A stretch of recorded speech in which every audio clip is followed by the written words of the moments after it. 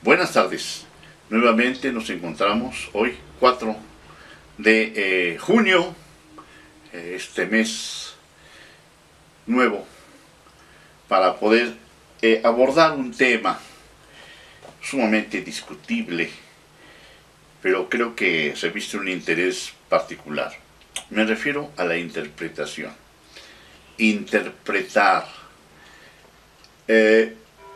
En el lenguaje que manejamos nosotros, la interpretación la entendemos como el resultado de un procesamiento.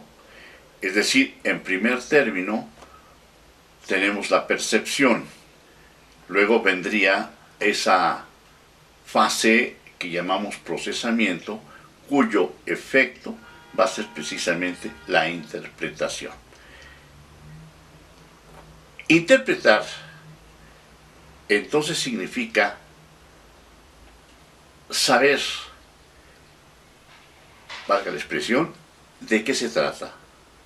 Si observamos un fenómeno determinado, podemos tener un resultado. Voy a poner un ejemplo muy simple, como sería un accidente de tránsito de vehículos. Atropellan a una persona y si realizamos la entrevista de 5 o 6 testigos, seguramente nos van a dar datos diferentes.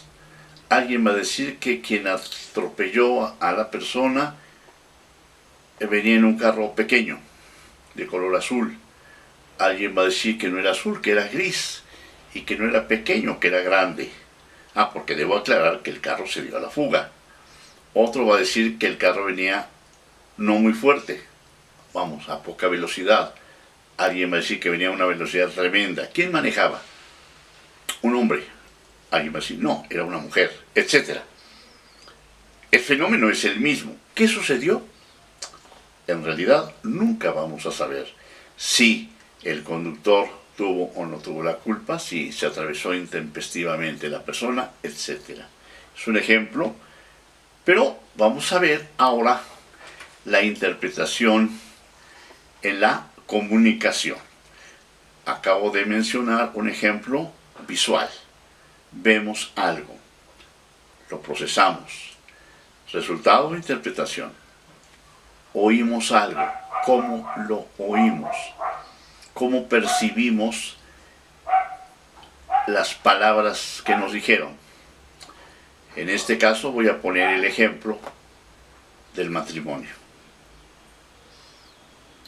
Hoy en día existe, como lo comentamos en alguna cápsula, el famoso divorcio express.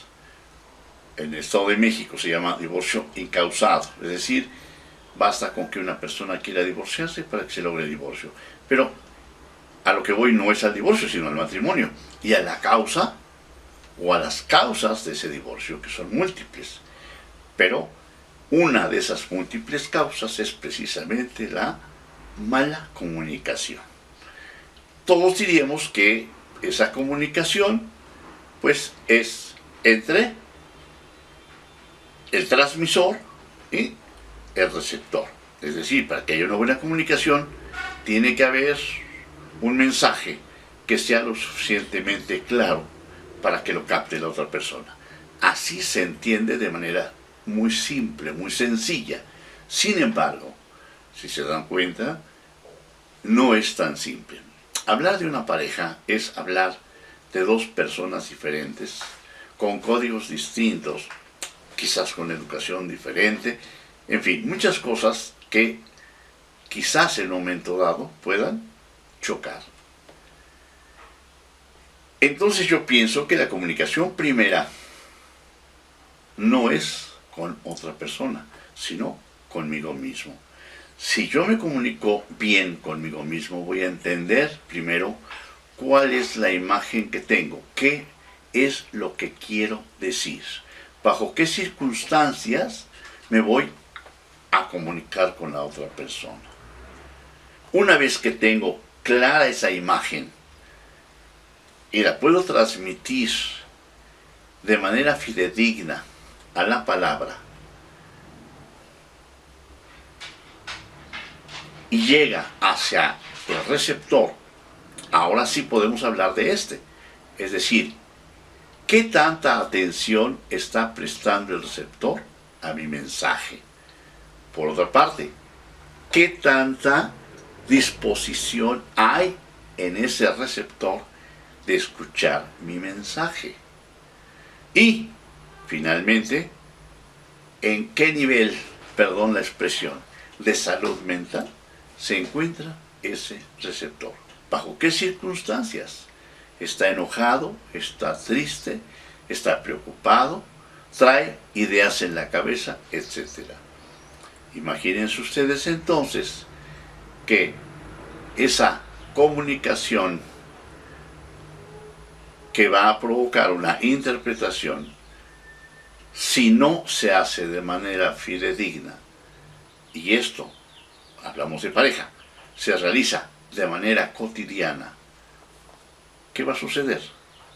Lejos de irse conociendo, lejos de ir entendiéndose, vamos, comunicándose, va a haber cada día una mayor distancia. Vamos a agregarle ahora el celular. Veamos en un restaurante, por ejemplo, veamos una pareja. Una pareja, digamos que está entre los 30 y tantos años, llega a los 40 años, sus hijos ya son de alguna manera adolescentes. Vamos a pensar en una pareja ideal. Papá, mamá y 2 hijos. Uno de 18 y la niña de 20. Nos vamos a encontrar que los 4 están viendo su celular. ¿Qué ve el señor? No lo sabemos. Posiblemente se está comunicando con alguien. Dicen, hoy está chateando. La señora tal vez haga lo mismo. O tal vez esté jugando. Lo mismo sucede con sus 2 adolescentes hijos. ¿Habrá comunicación entre ellos? Llega el mesero, la mesera, ¿qué le voy a servir?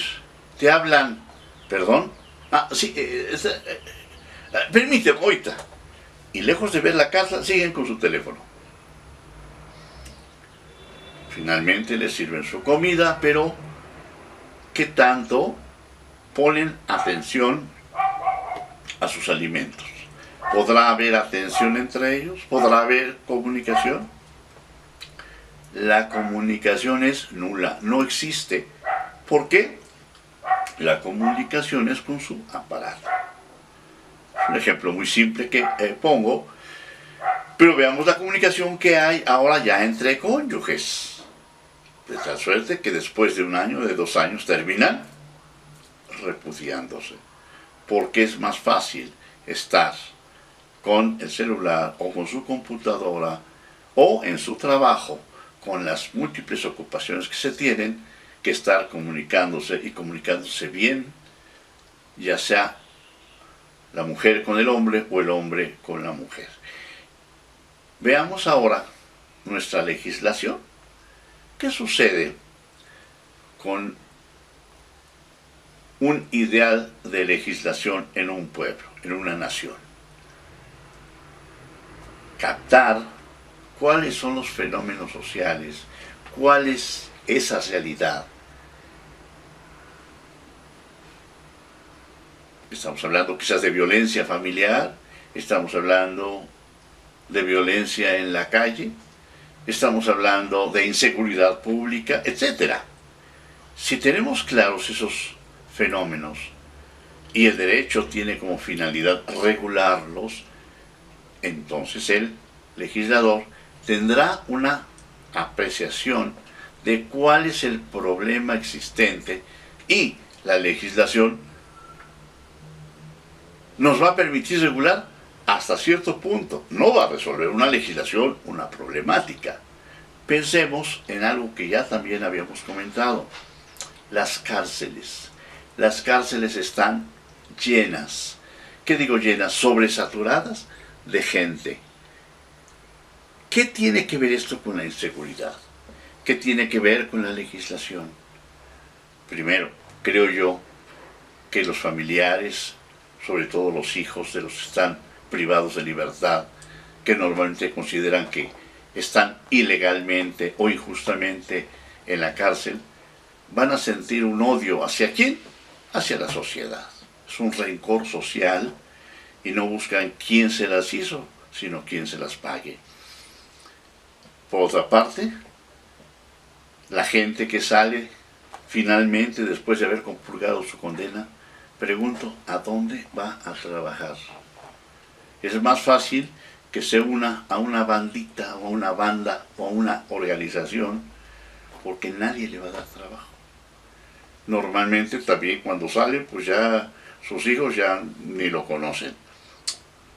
La esposa pues ya anda con el compadre, etcétera. La familia desaparece. No tienen otra cosa más que un refugio en ese caldo de cultivo que los llevó precisamente a delinquir. Pero ahora ya tienen más relaciones, ya tienen más experiencia, más años, etcétera. ¿Cómo resolvió el legislador el problema? No lo resolvió, lo agudizó. Pero de momento tenemos la impresión de que efectivamente se está combatiendo la delincuencia y consecuentemente se está dando seguridad pública. Falso.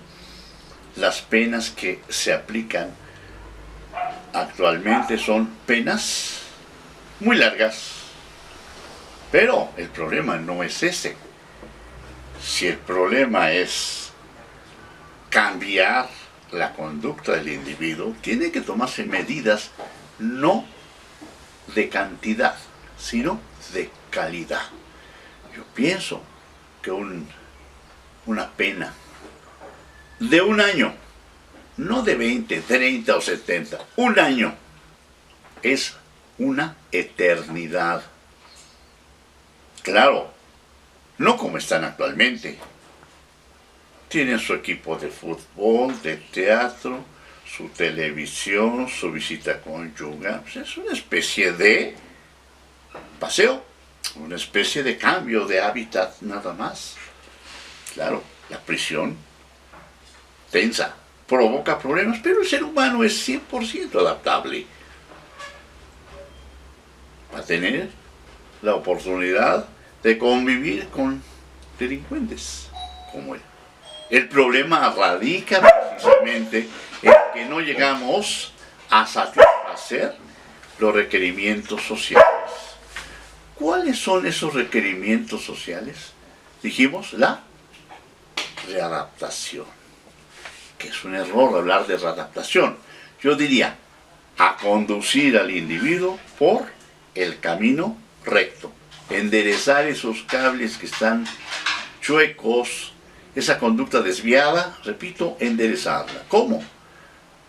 En aislamiento, proporcionándole los medios necesarios y suficientes para que reconsidere, para que conozca cuál es la conducta que debe observar y cuál es la conducta que lo ha llevado a estar privado de libertad.